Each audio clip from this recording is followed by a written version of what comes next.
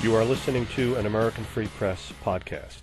Joining me on the line are John and Judy Dollarhite, who in April received a letter from the USDA asking for $4 million. John and Judy, thanks for joining us today. Thank you for having us. Now, of course, they didn't ask for $4 million, but I want to back up a little bit. What happened was that, and I'm getting my information off of some websites, and the first website that broke this story was biggovernment.com. And what happened was you all were trying to teach your young teenage son responsibility and the value of $1, so you had rescued a pair of rabbits, one male and one female, and of course they reproduced, and it got to the point where you knew you couldn't make any money off of selling the rabbits for food. You would lose money, so you decided to sell them as pets.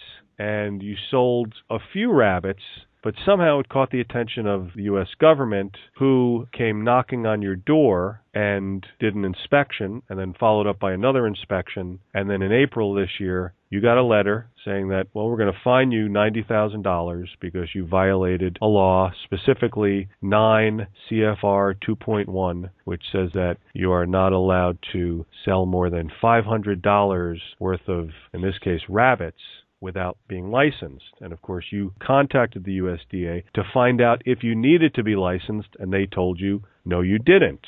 And so you get the letter. Am I doing good so far? For the most part. We Okay. contacted them initially when we were going to sell them as meat. Our assumption was if you were going to sell something for human consumption, there had to be strict government regulations. To our dismay, they told us they did not regulate meat rabbits. They were deemed poultry, and they were not regulated by USDA, and we did not need a license. At the time, we attended church with a USDA meat inspector, doctor of veterinary medicine. We asked him, we said, this is what we were told. This doesn't sound reasonable or right to us. What's the real story? And he said, well, they told you correctly. He said, I wouldn't recommend it, but if you wanted to take a picnic table and butcher rabbits in your front yard and sell the rabbits or the meat, he said, you would be perfectly legal to do so. He said, I wouldn't recommend it. I would recommend you find a meat packing facility that is USDA inspected and have them do the butchering for you and then sell the rabbits packaged with their weight and the date that it was slaughtered. And are you all farmers? That's what we did. Both of us have a farming background. We live on 3 acres just outside of the city limits. You can raise a whole lot of rabbits on 3 acres. When we first got married, we had a 90-acre farm and had registered Charolais cattle. Mm-hmm. But we've since moved to town, and we run a business in town. And this was simply, you know how teenagers are, everything is I want. Well, we both earned our money, and we wanted to teach him some responsibility, where food came from, those types of life lessons, and that's really kind of where this began. And we found out very quickly, as did he, that you couldn't make a whole lot of money selling meat rabbits. And we were getting requests all the time for the small pet varieties, preferably the ones, the lop ears, the Holland lops, the small lap bunnies. And that's what we moved to for a variety of reasons. There's less feed involved to get them to a market weight. 4 weeks, they're ready to sell. Meat rabbits, it took 12 weeks and a whole lot of feed and labor. So what are you going to do? And the pet rabbits, they were in hot demand. We actually turned a whole lot of folks down. So that's where we went with it. Our error in judgment, I guess, was assuming that if you didn't have to have a license to sell meat for human consumption, why would you need a license to sell a pet rabbit that you set on your lap? And the state of Missouri, according to the Missouri Department of Agriculture, does not require a license to sell pet rabbits or meat rabbits. Their only stipulation for Missouri is if you exceed 1,000 head of meat rabbits in a given year, which we didn't come even remotely close to that, then they want to know about it and want to know under what conditions that they're being slaughtered and processed. So if you sell 999, I guess it's no big deal. 1,001, and it's a problem. It doesn't make a whole lot of sense to me, but that's what the state of Missouri told us. We had sold to a pet store as well as Silver Dollar City, which is a local local theme park in Branson, Missouri. They have a petting zoo. They also sell the rabbits as pets at that facility. They resold them. Because they are considered an exhibitor, they had to be USDA licensed and inspected. Right. Their inspector went over their books, found our invoices, did a little quick math, and determined that we had sold them more than $500 in a calendar year. That's when she knocks on our door in November of 2009. We had no idea we were in any violation of anything, no idea whatsoever. She leaves us no documentation, no badge, no business card, nothing. That was nice of her. She was very gruff, not very accommodating, not very informative, very aloof and evasive. Had we known then what we know now, we would have said, if you don't have a warrant, you need to leave, and she would have had to have left. Right. That's what we should have done. Right. We didn't have anything to hide. We didn't know. We didn't have anything to hide. We bred quality rabbits. Our cages were clean. We took great pride in taking care of our stock. I mean, these were not only farm animals to us, they were also our pets. They all had names. They all had personalities. We could tell you each one by name and what their quirks were. It wasn't just something that we threw in and thought about very seldom. We worked really hard and took very good care of the animals. We had downsized considerably by the time she showed up. My father was ill. I had to become his guardian conservator. So we had already downsized greatly by the time she showed up. And we didn't have anything to hide, so I agreed to let her inspect. She begins the inspection by counting the wire with her thumb, and she tells me that my cage is 1/4 of an inch too small. Now, when we purchased these cages, they were commercially built cages that stated they were for rabbits up to 15-plus pounds. We had rabbits that were 2.5, maybe 3 pounds. So they had much more cage space than what really should have been required. They were not too small. Right. The next cage she goes to, she sees a rust spot about the size of a pencil eraser or your small fingernail. She said, oh, that would have to be sanded or painted or removed. She moved to the next cage, and a rabbit feeder has a grate in the bottom that allows the chaff to fall from the feed so that it doesn't clump and mold. There was maybe a half teaspoon of chaff that had fallen out from that grate. She said, oh, that would be considered a violation. That would have to be removed immediately. And I said, well, the first time they stick their nose in to eat, there's going to be chaff. That's what it's for. So you'd have to remove that immediately. So I knelt down and blew it off, and it was gone. Then she says, how do you clean and sanitize your cages? And I told her we power washed them. We removed the stock, dumped all the feed and water, power washed them. If one was to be a little nastier, we might use bleach or detergent, allow them to air dry in the sun, put the stock back in the cages, and refill the water and feed. She says. And I said, is that not an acceptable practice? No, it's fine. And I said, well, I hear some hesitation in your voice. Well, many commercial rabbit producers, particularly meat rabbit producers, use a blowtorch to burn the manure and the fur from the wire. And I said, I'm going to stop you right there. OSHA standards state you do not burn galvanized wire because it puts off toxic fumes. I said, second of all, you just told me a tiny spot of rust on a feeder would have to be removed or painted. Yet you're telling me to do a practice that would cause all of my wire to rust. The next thing you would tell me is all that had to be replaced at about $150 a row, plus my labor, and then I'm out. What am I doing with my stock while I'm doing all of that? And I said, is that not the case? She refused to answer. Then I said, ma'am, I ask you a direct question. She wouldn't answer.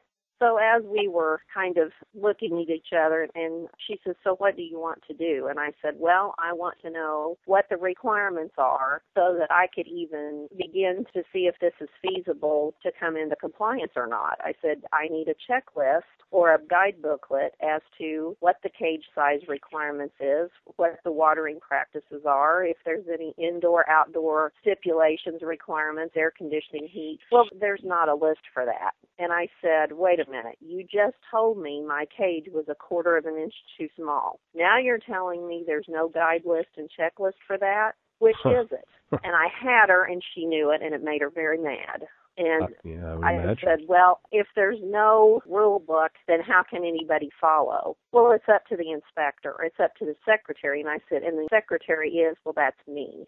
And I said, so 1 month you tell me to blowtorch my cages, I do that. The next month you come in and tell me the wire's rusty and I have to replace it. So then I replace it, you tell me something else. So it's a constant circle jerk. Is that it?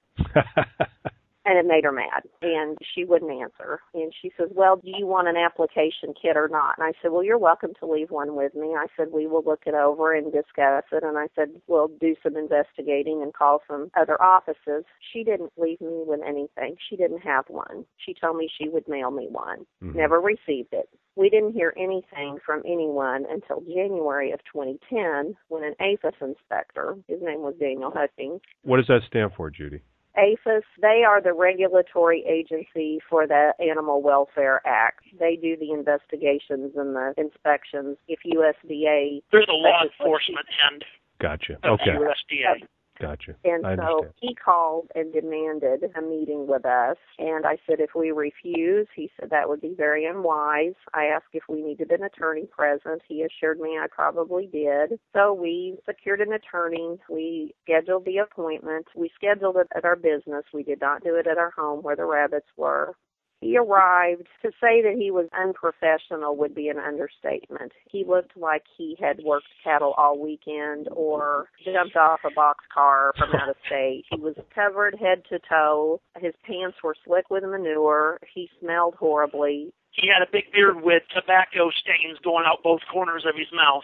Long, nasty, unkempt hair, filthy hands, very rude, very aggressive. He entered the meeting stating his name. I'm not here to discuss the law, debate the law, interpret the law, or justify the law. I'm here to conduct an inspection. I will ask the questions, you will answer. Wow. So as he went along and we would ask a question, he would come across that mantra over and over again.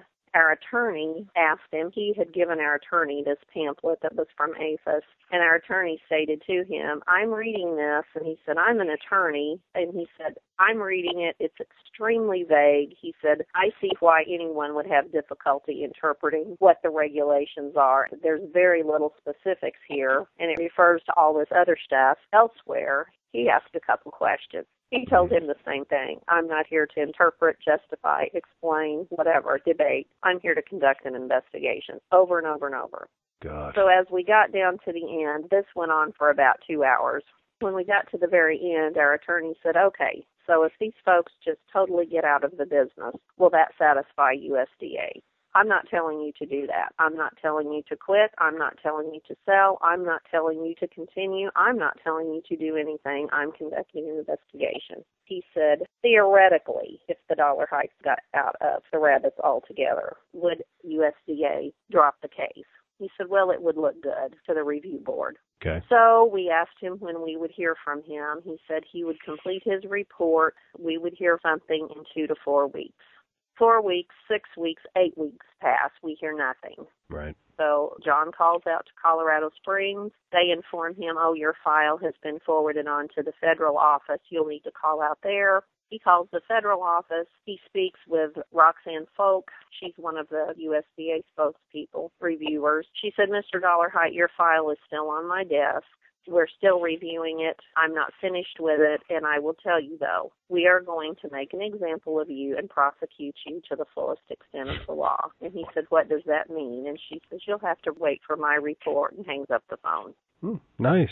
The first person that came over, was that in November of 2009? That is correct. How long was she there? Do you remember?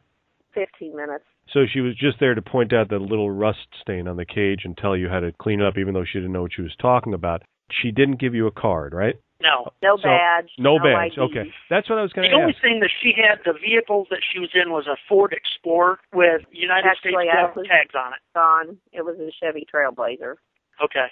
It was an SUV. It was an with SUV. Right. U.S. government license tag. Okay. So that was really the only indication that this person may or may not have been from the government because she produced no identification. That is correct. Did you ask for anything? I don't remember. We were so stunned, and we didn't feel like we had anything to hide. Did you ever have any dealings with the government on the federal level like this before? Absolutely No. not. So probably the most you've ever dealt with law enforcement was like a speeding ticket or something, right? Correct. Correct. Yeah, I hear that a lot. Okay, so this lady was here 15 minutes.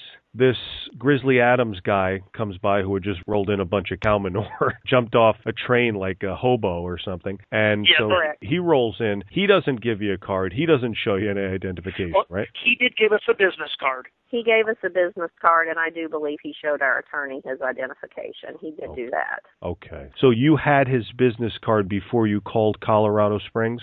Yes. Yes. Okay. You didn't want to call him back. We did. He never returned our call. You called him, you left 4 messages, and he never returned your call. Right. That's correct. And this guy's from the U.S. government. Yes. Yes. The APHIS office. Yeah. And like you said, that's the law enforcement arm of the USDA, similar to like the FBI is the law enforcement arm of the Department of Justice. That is correct. Okay, so the secretary you called, she says, we are going to get you to the fullest extent of the law, and she hung up on you. That's where I interrupted you. So go ahead, Judy. That's right. So we didn't hear any more. That was in approximately April of 2010. Now, mind you, we had already, after we left our meeting with the Daniel Hutchings character from the APHIS office, you know, our attorney says, folks, how important is this to you? And I said, I just want it to go away. And he said, well, I would suggest that you get rid of your stock. So not wanting to fall into this $500 in a calendar year pigeonhole problem, we traded everything for other livestock items. We traded for a saddle, we traded for an incubator, for eggs, chicken waters, those types of items. We traded our cages, we traded our stock, and we took a loss doing so, but that's what we did. You bartered. We bartered. Yes. Right. And we got rid of everything, and she didn't even give my husband a chance to tell her that. She didn't give him time to even say really anything. Right. So that was approximately April of 2010. We hear nothing until we get a certified letter from USDA in April of 2011 stating, based on their investigation, we had sold, I believe it was 619 animals is what they stated between this date and this date. And the fine for that was $3.9 million, but in good faith, basically, they would give us a settlement of the $90,643 that we could pay with our credit card at pay.gov. And we had until the end of May to do so. So we called our attorney, and he starts laughing, and he says, well, I'm sorry to laugh, but he said, this is unbelievable to me. And I said, well, it's unbelievable to me, and I'm not laughing. So he came over and read the letter and digested it, and then we proceeded to decide how to best handle it. He wrote a letter back to them stating he felt that this was extremely out of line and overkill, and on the pamphlet that they had given him at our meeting in January, it stated approximately how many violations that they investigated in a year and what their total amount of revenue, and he just did the math and divided it, and basically each one of those, it came out to something like $272 if you divided it out equally, and he said, how do we get from that to $90,000 when our best year, and this was the year they were discussing, we sold $4,600 gross sales. So the best year that you had gross, not net profit. Correct. Right. Gross revenue was $4,600. Is that what you said? That's correct. Once I received this ridiculous notice, I emailed Claire McCaskill's office, Roy Blunt's office, Billy Long's office, telling them what had happened and that if they could help me with this, that we would greatly appreciate it. You're talking about the 2 senators from Missouri, right? Blunt and McCaskill? Yes, correct. And your congressional representative? It's Billy Long. Yes, it's Billy Long, yes. Okay. So you notified all 3 of those folks? Yes, I did. Okay. Electronically, through email? That's right. Yes. Okay. And did you hear back from them? I heard back from Claire McCaskill's office on Monday. Her right-hand man, Corey Dukes, called me, and he said, Claire's very upset about this. He said, you know, she's a farm girl from Missouri, and she's very upset by this and thinks this is absolutely ridiculous.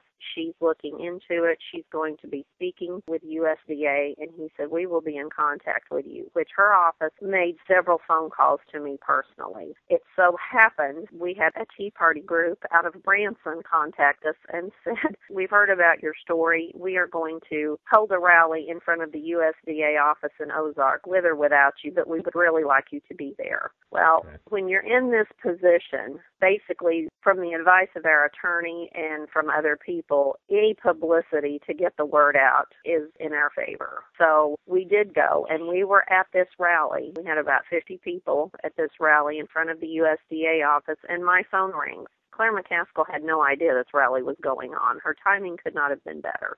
Right. She calls me personally, and she said, when I read this in the paper, prior to knowing I had an email from you, she said, I thought my head would explode. She said, my very words, do the feds not have anything better to do than this? Yeah. And so she said that she had made a call to them and that they were supposed to be working out something that was reasonable. She said, I will continue to follow up, and my office will be in contact with you. I thanked her for her call. I asked her if she would mind addressing the crowd. I told her where I was and what we were doing, and she said, I'd be happy to address the crowd, and which she did.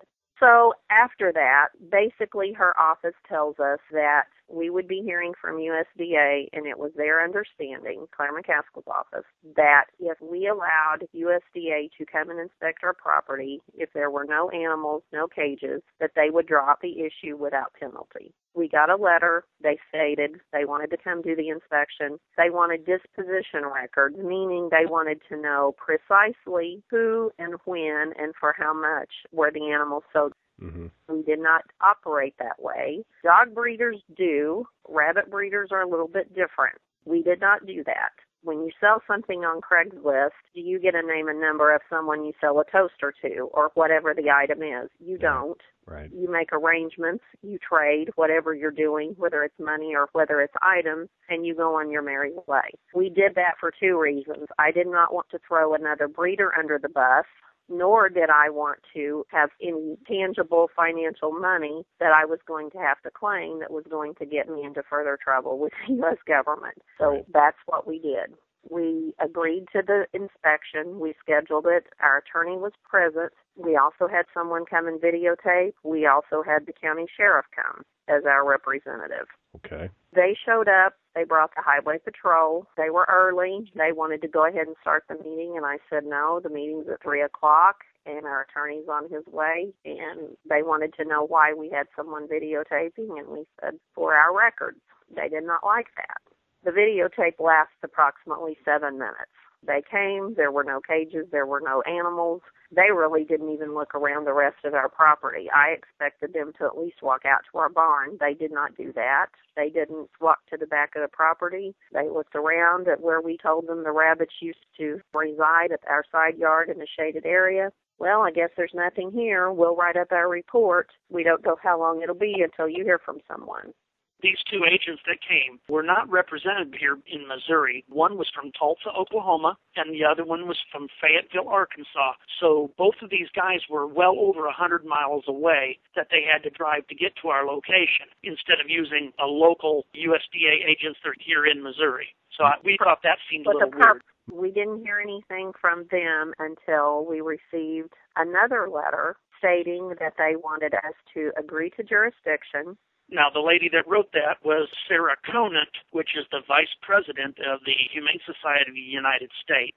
Okay. She's also the person that was responsible for suing the state of Missouri for the Freedom of Information Act to get all the names of the Missouri breeders, and she was instrumental in getting Prop B passed in Missouri. What was Prop B? It's known as the puppy mill law, however. It is far more reaching than putting a stop to puppy mills. There is much more legislation in that bill. It was highly misrepresented. The HSUS worked very hard at putting out propaganda-type TV ads, and of course they show the pitiful mangy dog in a filthy cage to pull at the heartstrings of people that don't understand what the bill contains and did not read the entire bill. It was very manipulative politics, and that's what HSUS does. For those that donate to the Humane Society, HSUS euthanizes more animals worldwide than any entity. Most of the time, an animal that goes to a Humane Society shelter lasts about 3 days. If it's not adopted, they're euthanized. Oh, jeez. Just to put that out there. So this individual is the one that wrote. She sued the USDA for information, and what do? They create a job for her. She's the individual that wrote the letter, the latest letter, and it basically states they want us to agree to jurisdiction. Then they want us to agree that we will not ever own any breeding animals of any kind. It does not state under the Animal Welfare Act because they regulate certain animals. It states any breeding animal, meaning if we ever moved from here and we wanted to run cattle, we could not. They also put restrictions on our property. There could be no breeding animals on our property ever. So that decreases the value of our real estate should we ever decide to sell. We are zoned agriculture. We have 3 acres. We fattened a beef. That would prevent us from fattening a beef on our property. We couldn't have a heifer that hadn't been altered, or we would have to have a steer, which we've done. I don't have a problem with that. But they've put in the stipulation we could not own an interest in any breeding animals. So theoretically, we couldn't hire someone to fatten a beef for us. We couldn't own stock in cattle. We couldn't have cattle at a feedlot. We couldn't do a number of things under this stipulation. Right. That is not what their agreement was, and we're not going to sign that. A lot of the stuff's out there saying that we have refused to the agreement. We did agree to the Claire McCaskill deal, and we've abided by everything that was within the Claire McCaskill's deal that she put together. We've totally abided to that. It's the USDA that they changed the rules after the fact. After the inspection, they made up a whole new set of rules, and so we will not agree to the Sarah Conant letter that was sent to us after the inspection that we had agreed. And in my thoughts, our case should be done and over with because we did agree for them to come out and do the inspection and determine that we had no animals, and we did agree that we would not raise rabbits for resale. And so with that issue, we did agree with that. It's the USDA that did not hold up their end of the deal.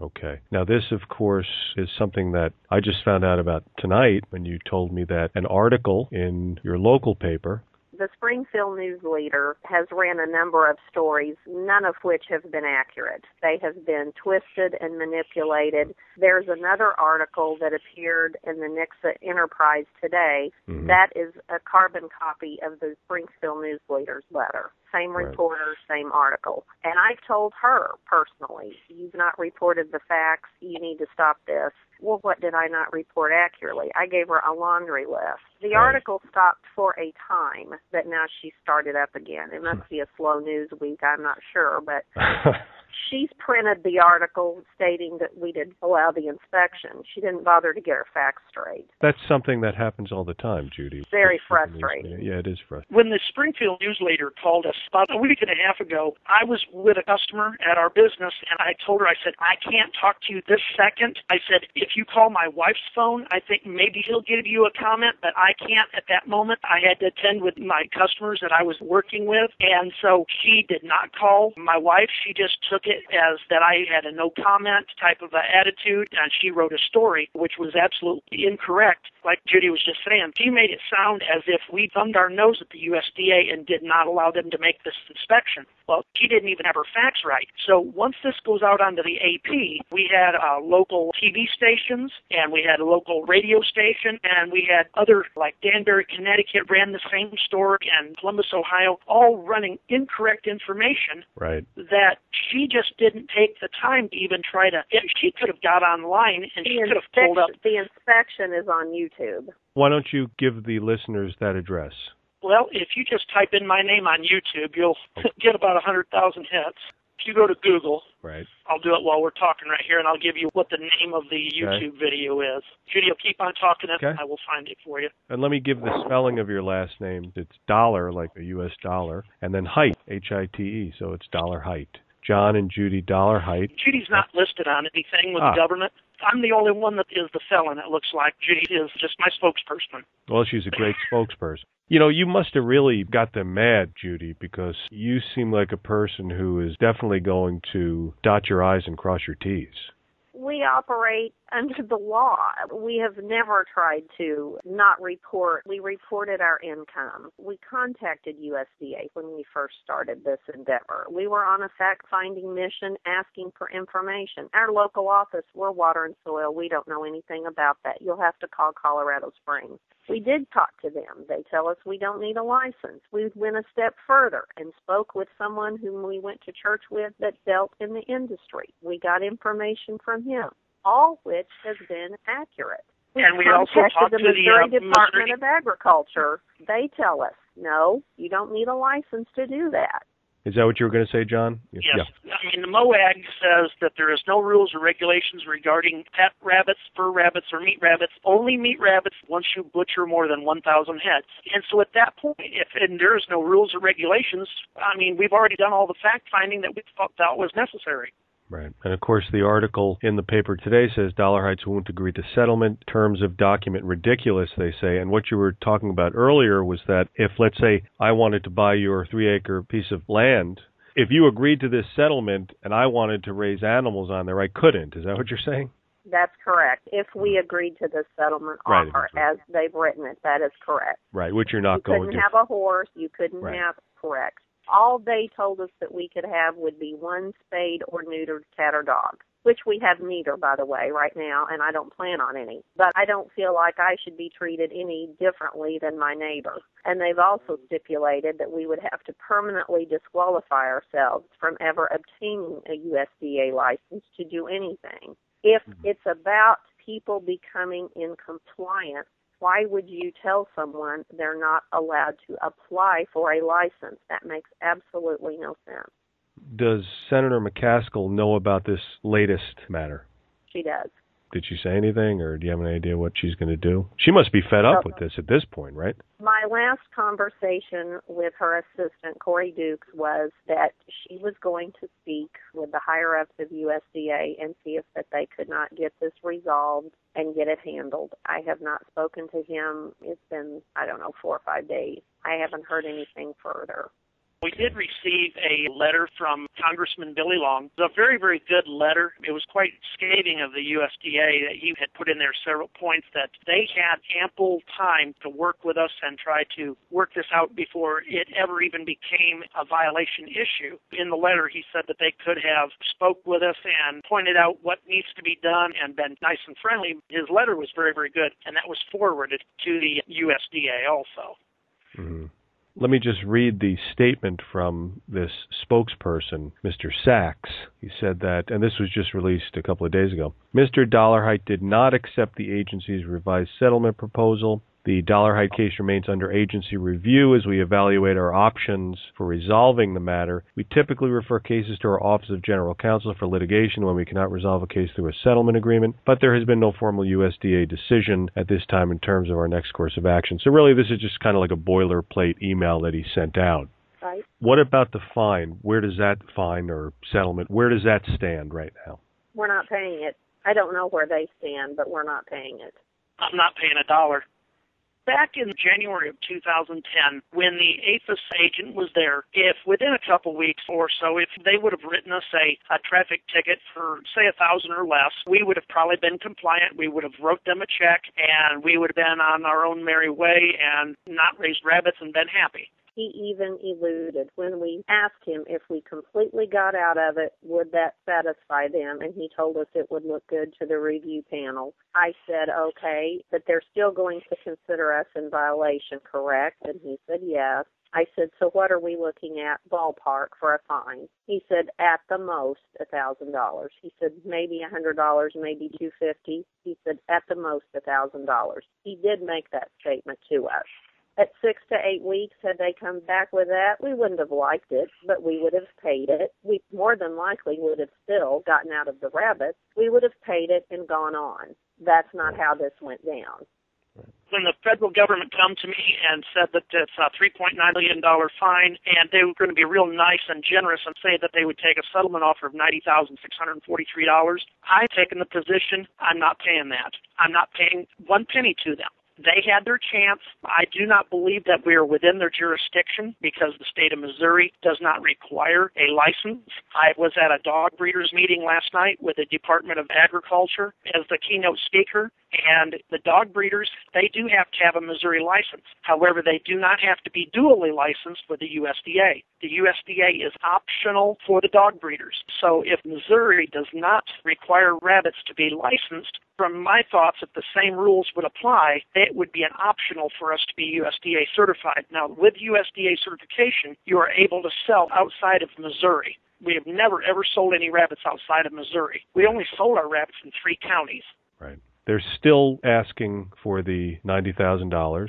The way we understand it, the $90,000 was up in the very first letter that we did not send them. What was the date, Judy? I believe it was May 29th, but I would have to go back and look. It was the end of May. And so the way we looked at it, that is off the table now. That is no longer on the table. What has happened since Sarah Conant had wrote this ridiculous letter wanting us to do a lifetime of not being able to own any animals, we did send back a letter, basically the same information that Claire McCaskill's agreement was, but we did not accept their jurisdiction. They had had their letter for about a month, and our attorney had received a phone call from the second command at the USDA, and she was trying to strong-arm our attorney, trying to get him to say that he would come to us and get us to sign a letter of jurisdiction, and she did throw it out there that if we did sign the jurisdiction letter, that she would reduce from a lifetime down to 5-year penalty of not being able to have any animals for just the 5 years.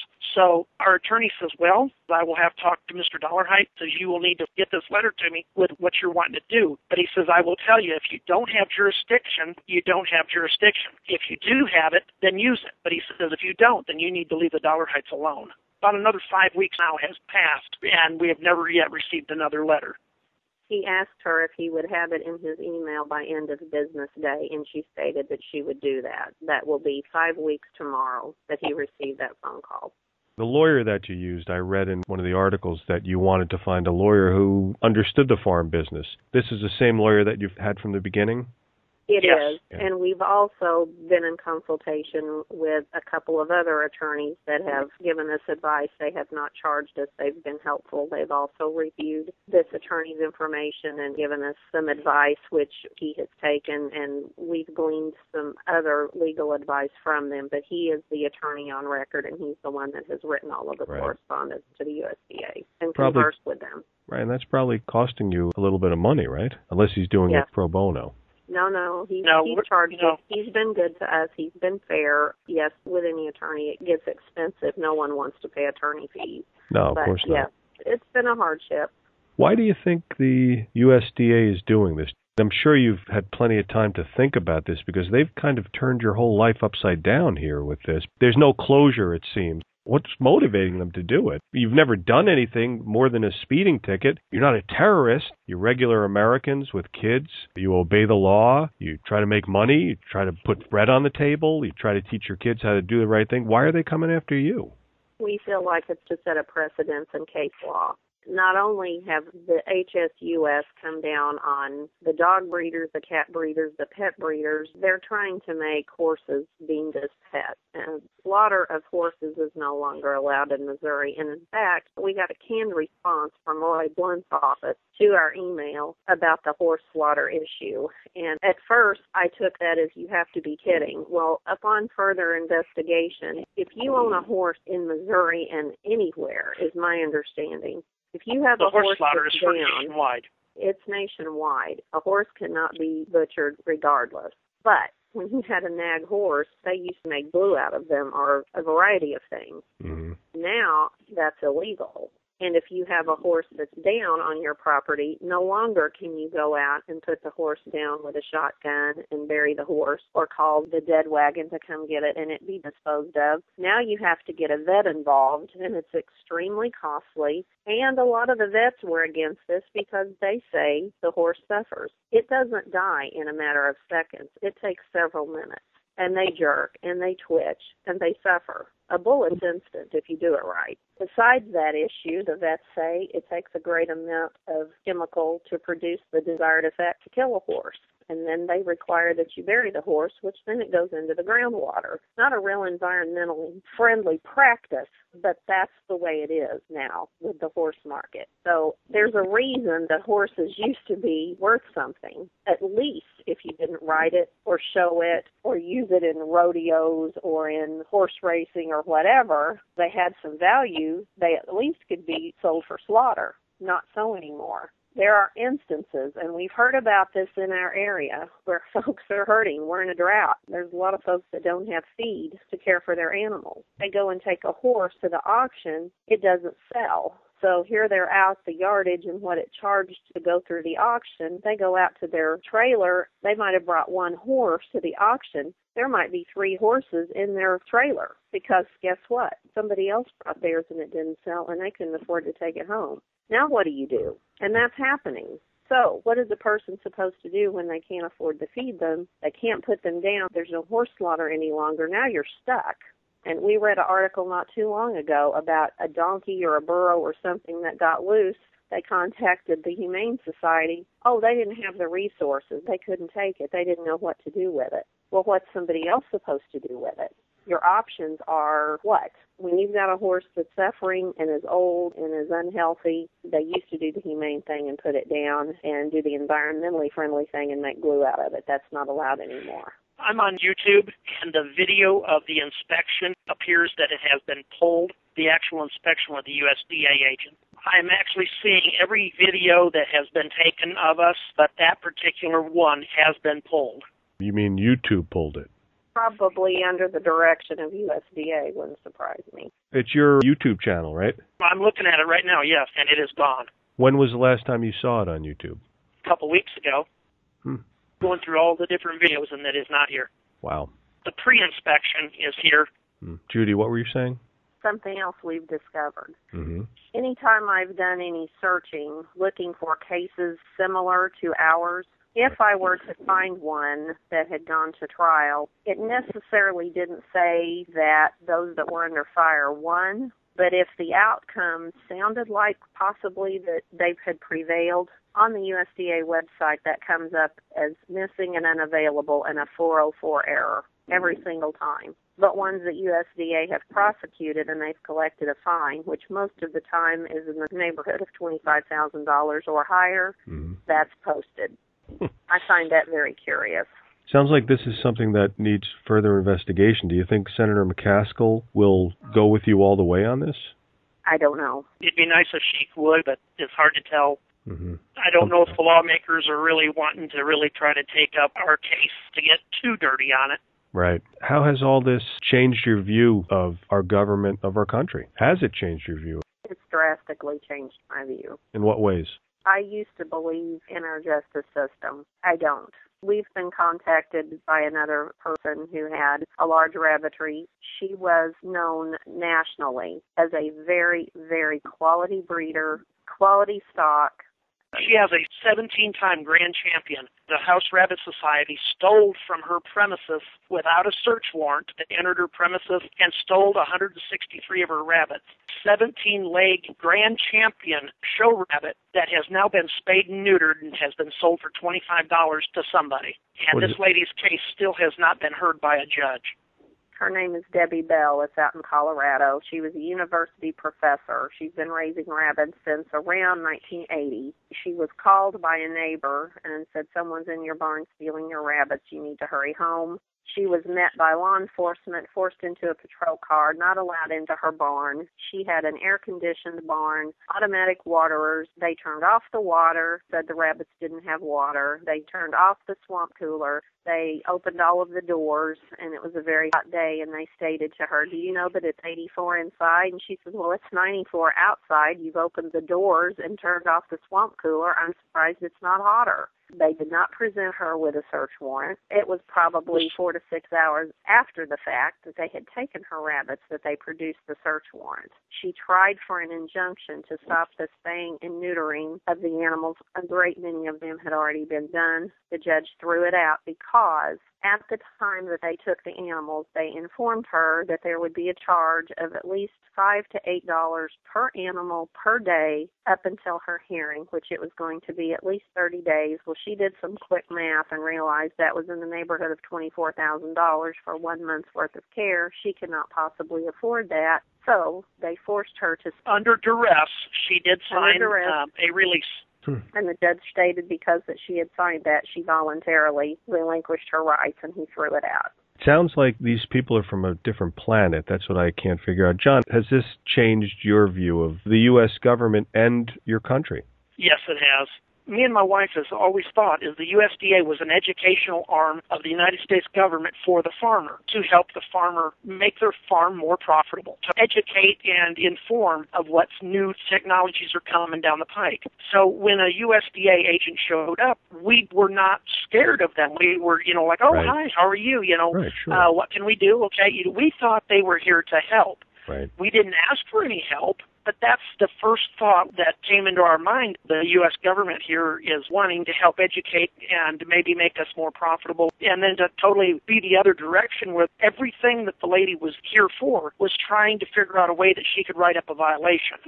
The further that we go along, the more things that we find that are happening, that where the United Nations is getting involved in telling our government what they need to do under the Agenda 21. The more you learn, the more the people that you run across that are being tyrannized by the U.S. government. I keep thinking, I think I read this in my history book, and I think it was something to do like with World War I and World War II, that our great people of our country had went and fought against this type of tyranny in other countries. But the problem is here, and it's here right now. The International Baccalaureate is a kind of plan that Adolf Hitler did for the children, what they called the Hitler's Youth.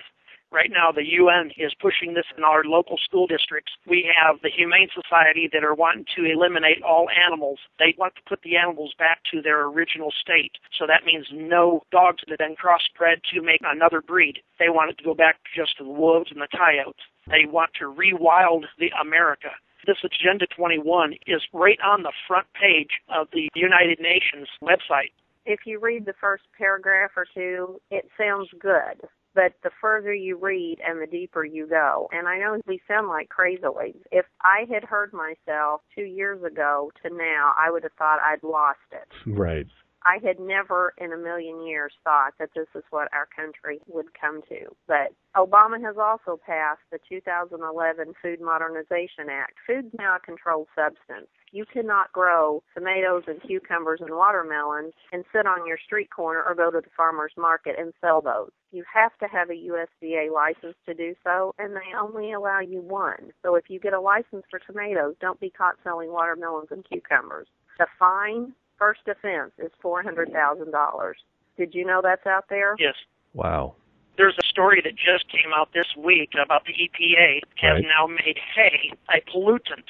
Every farmer that is going to bale hay is now going to be committing a violation of this new ruling. The Department of Transportation wants to make all farmers have CDLs to drive their tractors. That means your 14-year-old son or daughter cannot rake hay for you any longer. Now you have to pay a licensed CDL operator to be able to do your hay for you.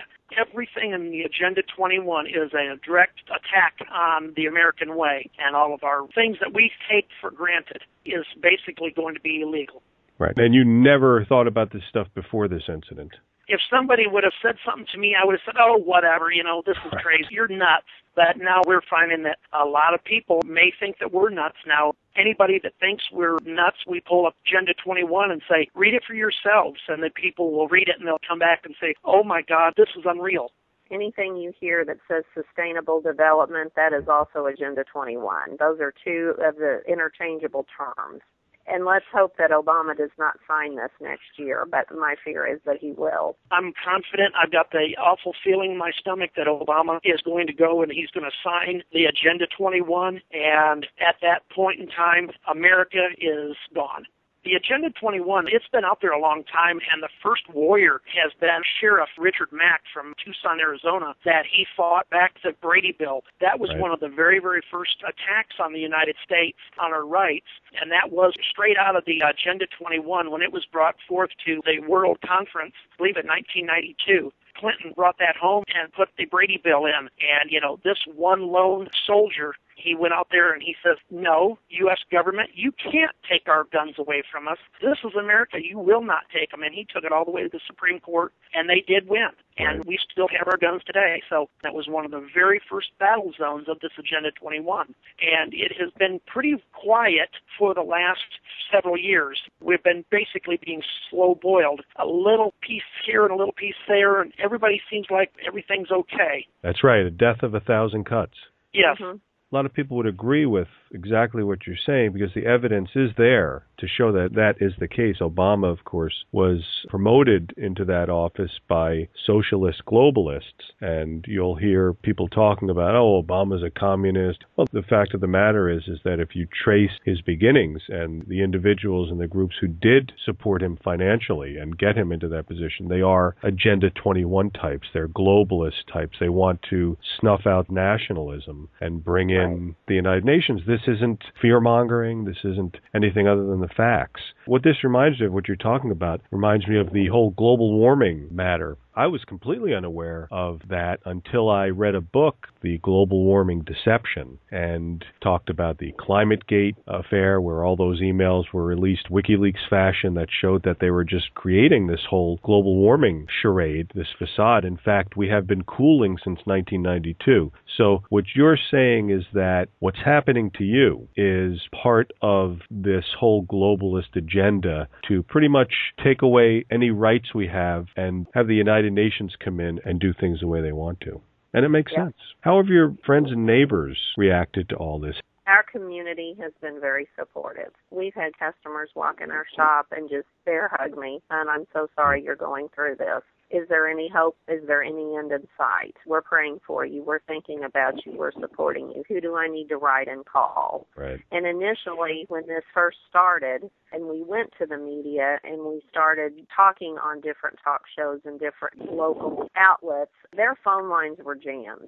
Their email was jammed. Claire McCaskill's office, he told me, he said, the amount of phone calls has been astronomical. Wow. And Roy Blunt's office and Billy Long's office, USDA, both Colorado Springs and out in Maryland, they've received a ton of phone calls. So we've had really good support. Now, of course, there's always going to be one person. There's an animal activist in the Joplin area. She's nuts, and she has made it her mission to make anyone that she can miserable and anyone that will listen. She will write on the News Leader blog and her propaganda. But for the most part, we have received nothing but support. That's the only negative person, and we've been contacted from people from shore to shore, from Atlantic to the Pacific, with support. We've got one person Hawaii, that is not Oregon, supportive. Arizona, Florida, we've received calls from all over. It's astounding to me, the phone calls that we have received. People are mad. People are sick of being tromped on. But the problem is, a lot of people look at it as, oh, that couldn't possibly be right. No, the government wouldn't fine you that. You must have done something. There's got to be more to the story. There's been one or two of those. It's one of those deals. Until it happens to you, you think, how can this be? There's got to be more to the story. Well, it is happening to us, and because of that, we've put out a Facebook page with our story, and because we've been on all of these blogs, people that are in similar circumstances are doing some Googling and some searching, and they've started contacting us, and we've shared stories. It's mind-boggling, the amount of stories. One of our bloggers alerted us, USDA is also targeting the magicians. They will look for a magic show, and they will buy a ticket to the magic show. Almost always, a magician will use a white meat rabbit. They photograph well, they show up well, pulling out of a black hat. They will come in. If that magician pulls the rabbit out of the hat, they will stand up, approach the magician, and say, I'm with USDA. I need to see your USDA license for your rabbit. They don't know what they're talking about. You're interrupting my show. What are you doing? Who are you? What?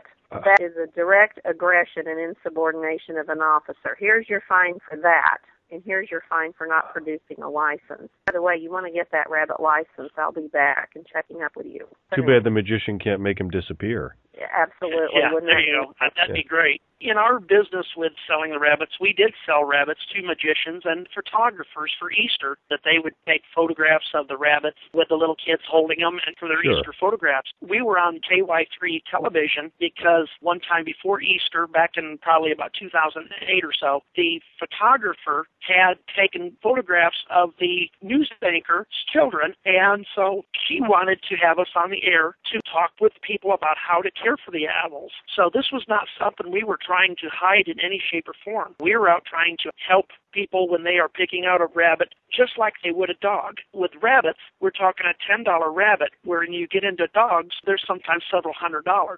Not every family can afford a purebred dog that costs $500, and the vet bills are very expensive. Rabbits are very healthy. They're very quiet. It's a pet that a family can afford to have. It's a very calm, a very quiet pet. A lot of apartment complexes that don't allow dogs, they're never going to know if a rabbit's in the cage somewhere, and that's attractive to a lot of folks.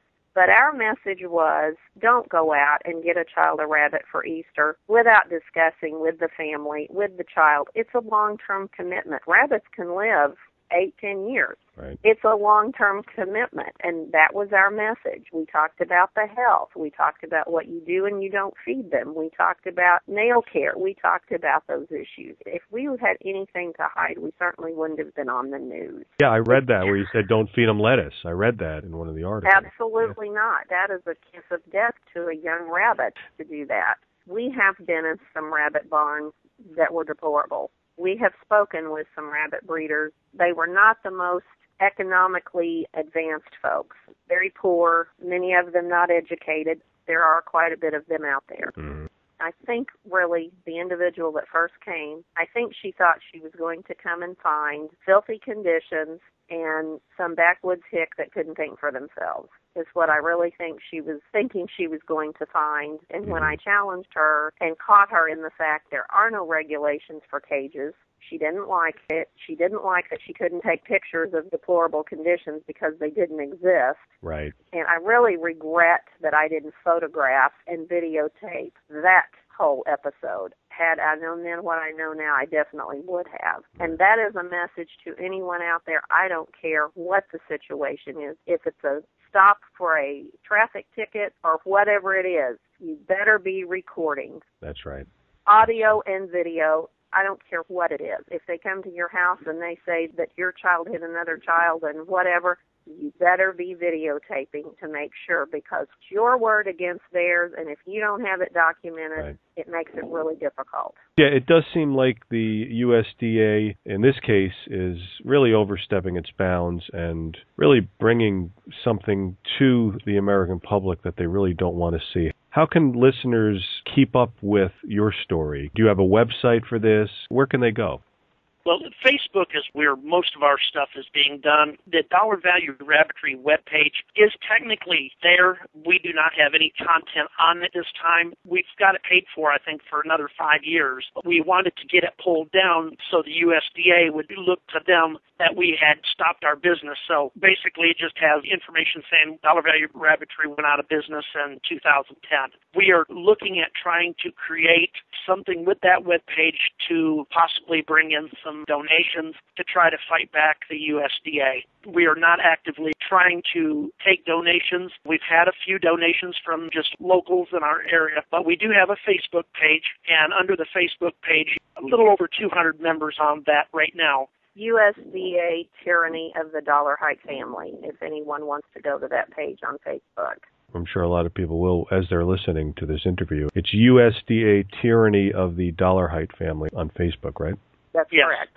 And I'm sure that because of the national interest that's been paid to your case, I'm sure that there are a lot of regular Americans out there who would be happy to fork over $1 or $5 or $10 or $20 or more to help you if you put together a legal defense fund. So that's probably a good idea because the government obviously can't be reasoned with.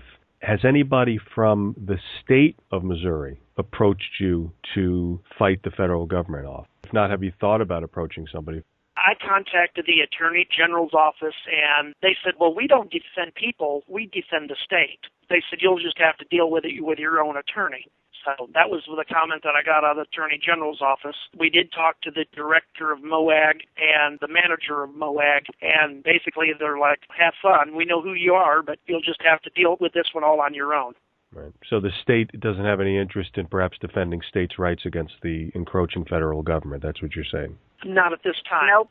There are two people that are probably going to be running for a political office this next go-round. They have expressed that if this is still going on, if they were to get elected, that they're going to do everything they can to do so. But you never know if they will have a chance to be elected or not. We do know that Roy Blunt has came out against us.